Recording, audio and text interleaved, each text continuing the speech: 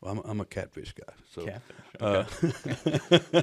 Any specific restaurant that sticks out? I'm Big Pines Lodge over in Far East Texas. That's my favorite. But no, that's the thing. That's Is it people you get it people. blackened or fried? No, fried. No, fried. Yeah, the three basic food groups, man: meat, flour, and grease.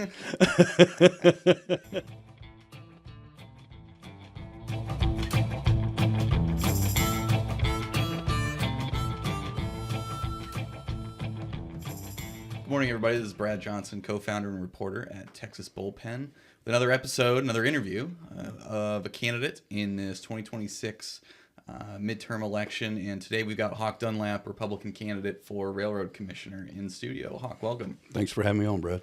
So, give the audience a bit of background, not a bit, but a lot of background. You have not been on this stage before, so a lot of people don't know who you are or where you came from. But give me this background on how you got to this point. So I'm a sixth-generation Texan, a fourth-generation in the oil and gas business. I started working in the oil field when I was a student at Stephen F. Austin State University in 1991. I worked my way through school. It carried me through graduation, and upon graduation, I went to work for Halliburton Company, and they sent me overseas, and I spent pretty much 27 years working and living abroad. Where overseas? I've been in 103 countries. Oh my gosh! Yeah, not worked in all of them, but I've worked and traveled to 103. Which one's your favorite? I have a house in Bali, Indonesia. Okay. I lived there for 15 years. Oh, so nice. Okay. So you have to like it to live there for 15 years. I mean, you get a view of the Indian Ocean out the back door, and it's on a golf course. So, okay.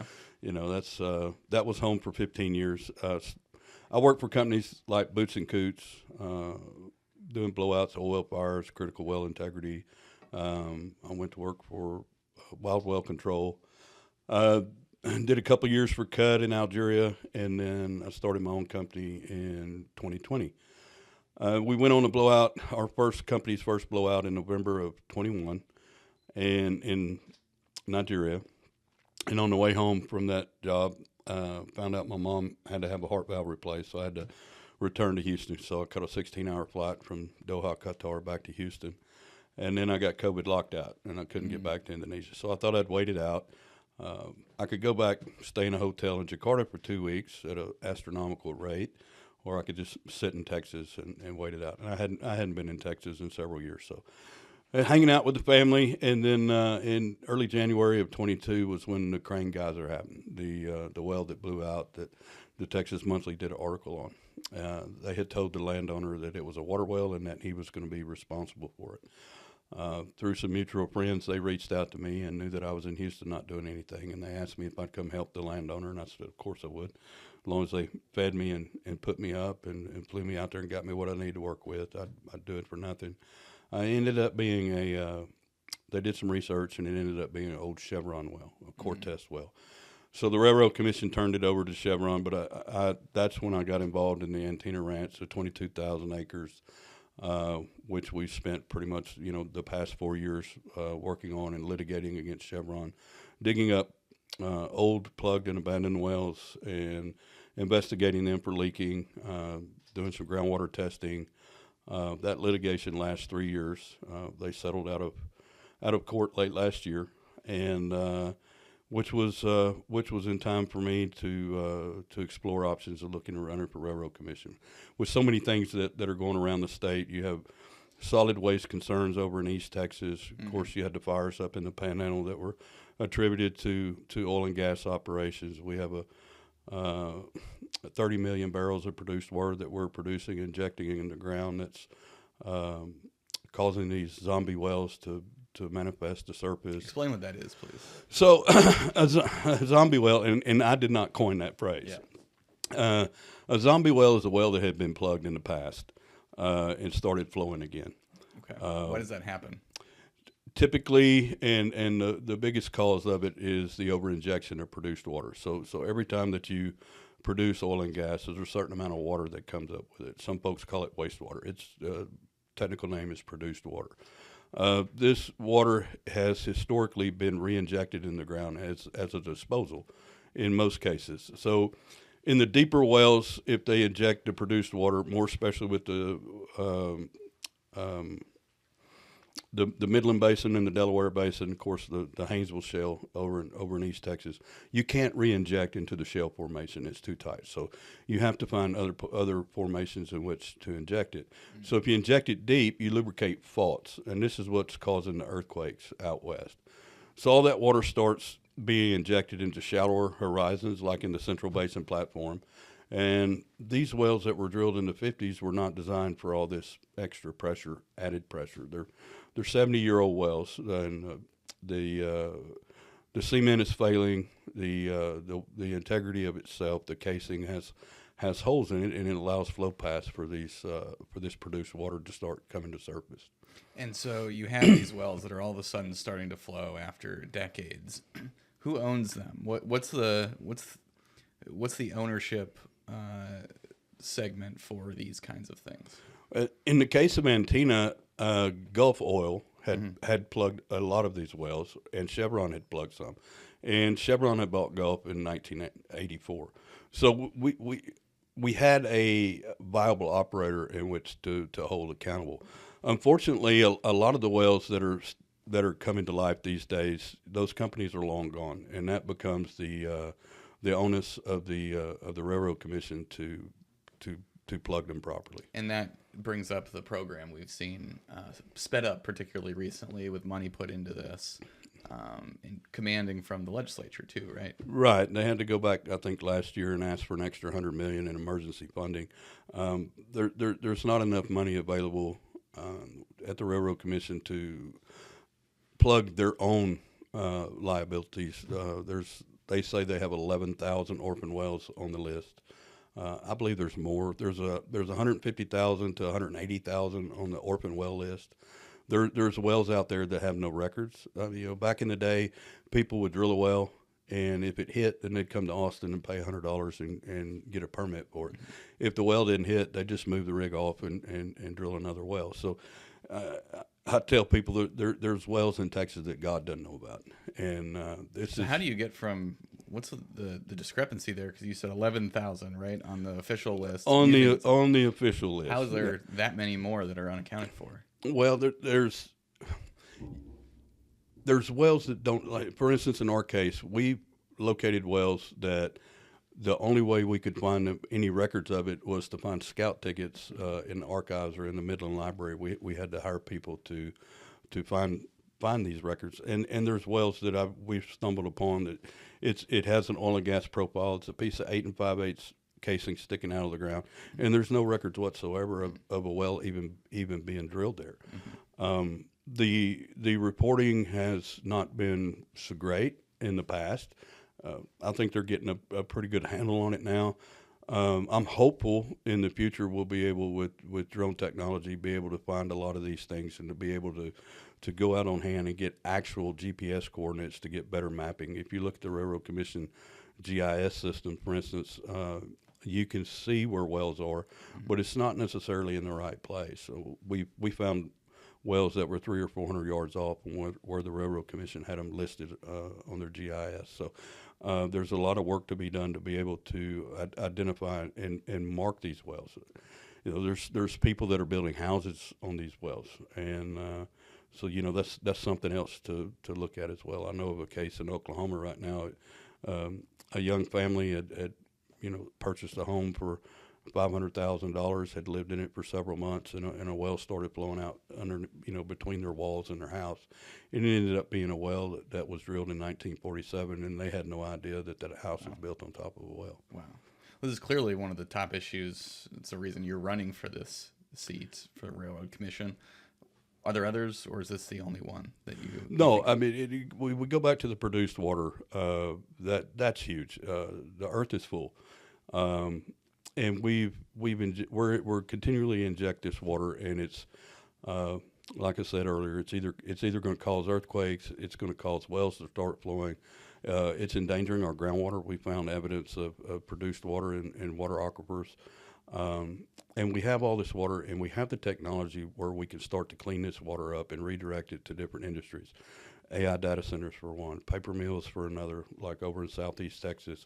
Industries that use a considerable amount of our groundwater and our surface water. This water can be cleaned up enough to be able to turn over to industry to start trying to do a better job of preserving the water we have for people.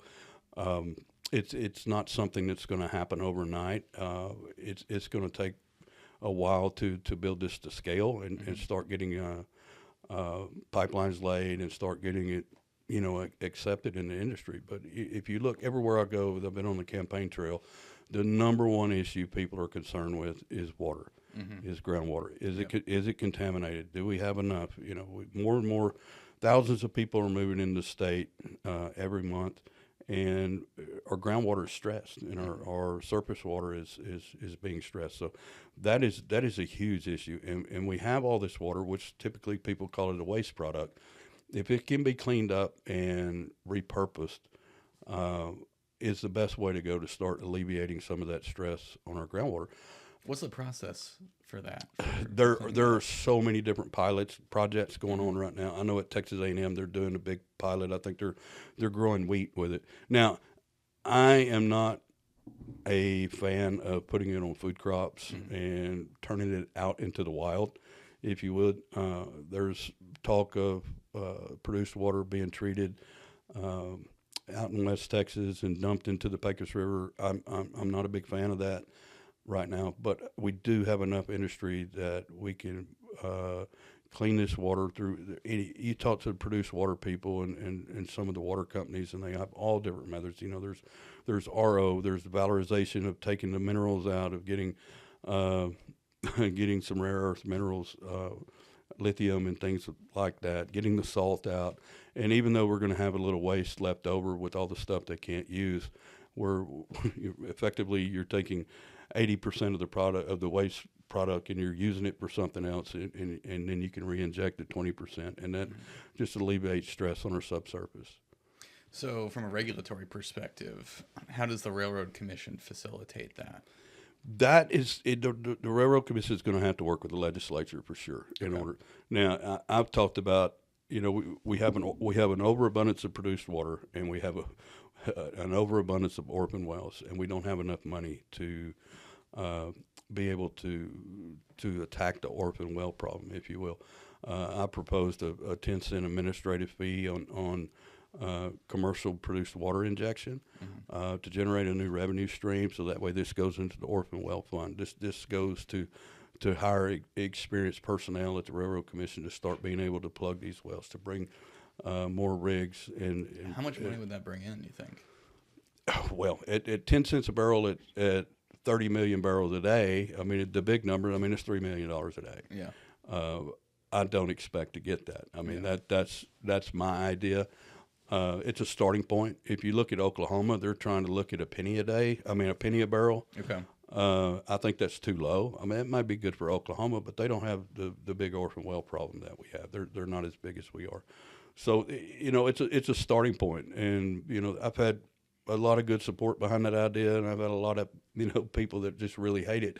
But there's until you have an idea and you're able to sit down with people and you come to an agreement and say, this is the problem, we need more money to attack this problem, where else are we going to get it? And let's come to agreement with a number that the operators can be okay with, and that the public can be okay with, and let's get it done, and let's start moving in that direction.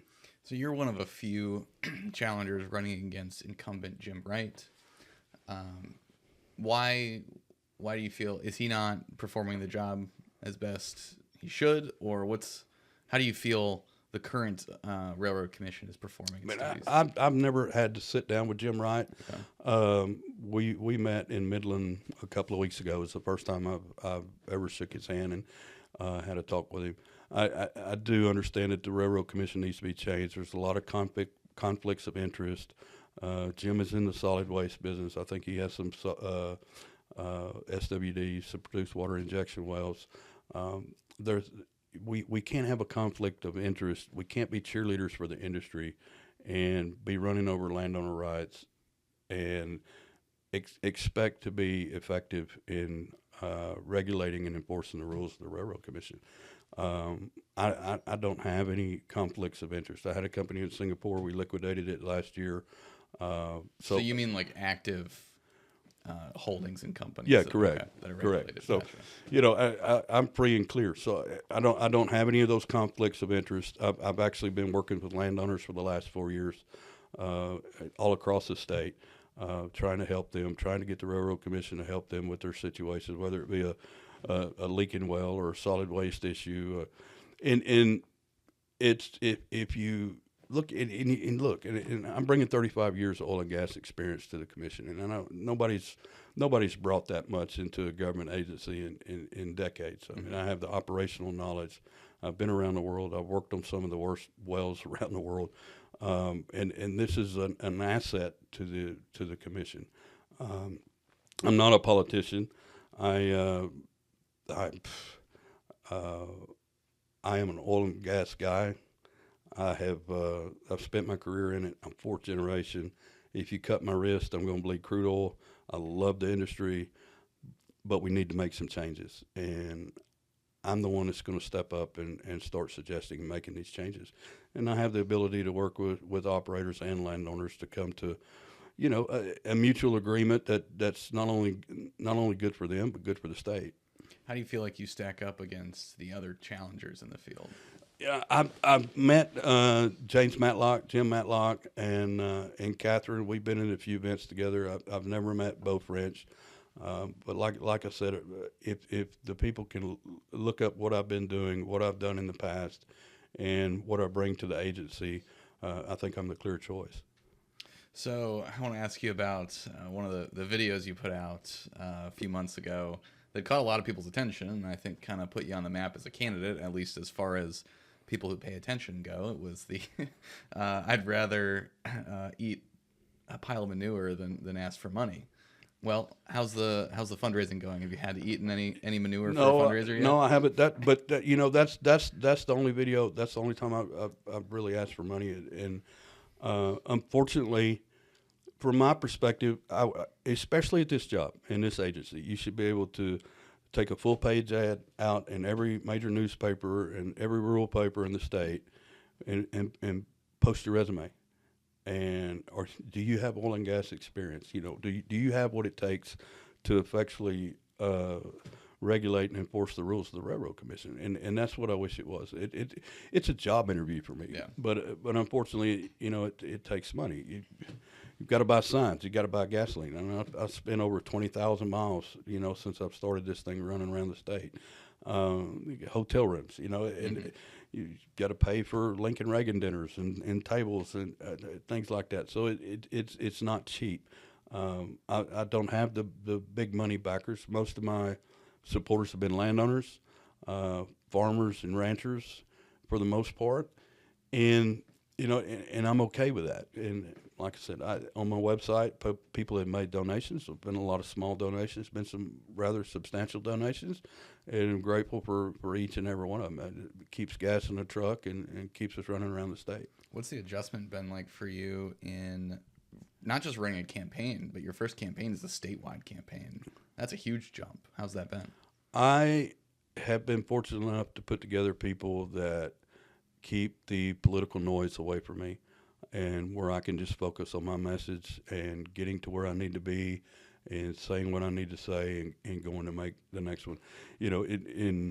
In my career, we always had a project manager, and his sole job was to keep the customer away from me. The customer needed something, they went to him, and he would come to me, and if I needed something from the customer, I would go to him, and he would go to the client. So that's kind of the way that I've set it up to keep the political noise away, where I could just focus on, this is my message, this is my truth, I want to go to work for you, this is what I can do, and vote for me. And that's made it really easy for me. And how's the reception been on the trail? It's been great to the events that I've been to. I walked into a few places thinking that I was fixing to stand up in front of the enemy, and ended up having to stay over an hour after to talk to people. I was well received. I really think that the folks in Texas, at least that's what they've told me, is they want somebody who knows the business, who has the operational experience to have the job, and they're tired of the politics. They're tired of the people want to know what you can do for them, and give them the option to vote for you. And that's who I am. I haven't had to change. When I hired my campaign consultant, before I hired him, I said, I want you to go through and look at all my social media, and I want you to watch it and see if you can get on board with me, because I'm not going to change. I'll be the same one you see on TikTok that I'm going to be out in front of people. And called me back the next day. He said, "Yeah, I think I could do that." So, I'm not going to change who I am just to try to look like more of a political person. I'm not a political person. I'm an oil and gas guy, and that's what I'm going to bring to the office. There's not been a lot of polling on this race. One of the few ones we have seen had you down at 2%. And obviously this thing's going to a runoff. It's just a question of probably who joins Jim Wright in that runoff. What's your path to getting there? Just keep doing the same thing I've been doing. Just grinding. Working class men and women built this country, and they built it by grinding, by getting up every day and grinding and getting it done. And that's what I know. That's what I've done my whole life, my whole career. And I'm just going to keep doing it. And if at the end it doesn't work out, well, I can have a clear conscience at night and say that I did everything that I could to run a good race, to run the race on the things that are facing Texans, and in the Railroad Commission, and I'll be okay with it. We talked to specific issues related to the Railroad Commission, but I want to ask you about the oil and gas industry overall. There's a lot of, first of all, the state places a lot of onus on the oil and gas industry to supplement its budget. It's incredibly important in terms of workforce and just general GDP.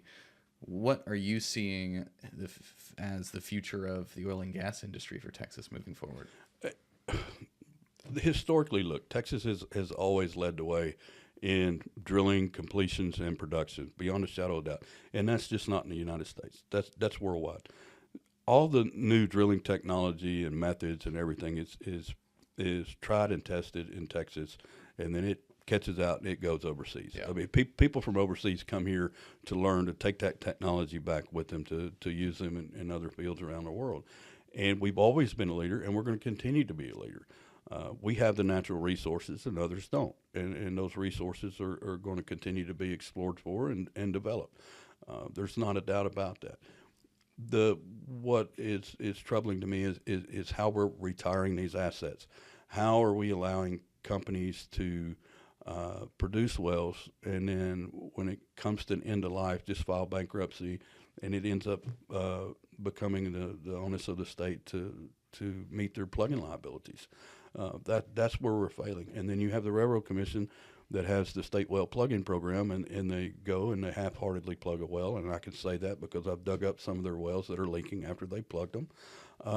And then there's no delineation or remediation of the site around. So you go out and you look at a site where they plugged an orphan well, the pump jack's still there, the tanks are still there, the flow lines are still laying across the ground. There's salt in the soil everywhere. So it's essentially they half-heartedly plugged a well, they cut the well head off, they cover it up, and they drive off and they tick the box, and they run go tell the legislature, look, we plugged another one, and that hasn't been the case. That's not my experience. Just plugging the well is just half of the battle. If you don't come back and clean up the soil and return it to the same condition as it was before, and return it to the landowner in a decent condition where they can grow some grass on it and graze their cattle on it, then you haven't completed the job, and that box shouldn't be ticked. That is a very detailed and extensive process, and obviously that costs money to do. With any governmental program, whether it should be done or not, it runs into the cost problem. And I know you mentioned put a 10-cent tax on every barrel of produced water, but what if that's not feasible? How do you get from point A to point B? How would it not be feasible? If it's not supported by the legislature? That's the big thing, right? Well, why should the Railroad Commission, why should the oil and gas industry not be self-supporting? Look how many billions of dollars they make. Mm-hmm. All right, 10 cents a barrel is not going to hurt anybody. The average cost typically to inject a barrel of produced water right now is 55 cents a barrel. Mm-hmm. Okay. 10 cents a barrel is not going to hurt anybody. If we start looking at the little guys, and I'm not talking about water flooding or enhanced oil recovery. There's a method of enhanced oil recovery where they inject the same field water from the same lease, inject it back into the same formation they're producing out of. It's washing rock. I'm not talking about those guys. I'm talking about the thousands and thousands of barrels that are being injected into commercial saltwater disposal across the state. And 10 cents shouldn't hurt anybody. But 10 cents is going to be a huge benefit to going ahead and start to plugging these wells properly, to getting more people working, more rigs out in the field, and to be able to go back and delineate and remediate these sites so that you just don't walk out and you've got a patch of you've got a bald spot that won't grow anything because it's saturated in salt. Have you talked to any of the large companies about this? Are they generally supportive of the idea? They think it's... I have spoken with some smaller and medium-sized companies. Yeah. That do support that. Understand, not every operator in the state of Texas is a bad operator. There's some great guys out there. There's some great companies out there that work every day to do the right thing. And those are the ones that are supportive of this. The ones that are not supportive are the ones that are making everybody else look bad. If you look at what's going on in New Mexico right now, they've recommended some legislation that if an operator dumps assets on the state and they become orphan, they want to pass some legislation where they can come after you personally. And so, we have that option to do that. And it's just an accountability issue. If you're going to get in the oil and gas business, you should be able. I mean, we need to increase bonding. We need to start cutting this thing off long before we have an orphan well problem. If you apply for a new well permit, and let's say the average at that certain depth of a well that you're applying the permit for costs $60,000 today to plug it, then you should submit $60,000 plugging fee before you get a permit issued. If we don't start looking at that and start making changes to how we run our business and we regulate, my great-grandchildren are going to be faced with an orphan well problem. And we're at the crossroads right now where we have the ability to be able to think these things through logically and come to a happy medium, or like I said, operators can be happy, the state can be happy, and we can start meeting some of these goals and start doing a lot better. Do you feel like the legislature is taking the orphan well problem seriously enough? Do they realize the extent of it? I don't think they do. Okay. And it's no fault of their own. Some legislators that I've talked to like the idea. Some are relatively unaware of it. But I think they've not been giving the correct information all these years. I think a lot of things have been sugar-coated to them, and they are making their decisions based on sugar-coated information and sugar-coated data that's been given to them. I believe if they had the real numbers and the real information presented to them, then they can start making better decisions for all of Texas, and they can start getting on board with making some changes with how we run that agency. We've had a number of statewide candidates on, and we've all asked pretty much all of them, I think, this question. It's not an oil and gas, not a well plugging question, but where's the best food you've had on the trail so far this campaign? Well, I'm a catfish guy. So, catfish. Okay. Any specific restaurant that sticks out? I'm Big Pines Lodge over in Far East Texas. That's my favorite. But no, that's the thing. That's Is it, people you get it blackened or fried? No, fried. No, fried. Yeah, the three basic food groups, man: meat, flour, and grease. No, I have people call me, and they call me up in Hopkins County in Sulphur Springs and ask me if I'd come, and the first thing I asked, what were we going to be eating? And so we had a 20-minute conversation over barbecue, and I said, well, I'm there. So that's, I'm a food guy. I love food. Well, Hawk Dunlap, you've been making the rounds across the state, and we're glad you stopped here today. Good luck the rest of the way on the campaign trail. Thanks for having me here, and I appreciate your time. Thanks, Hawk.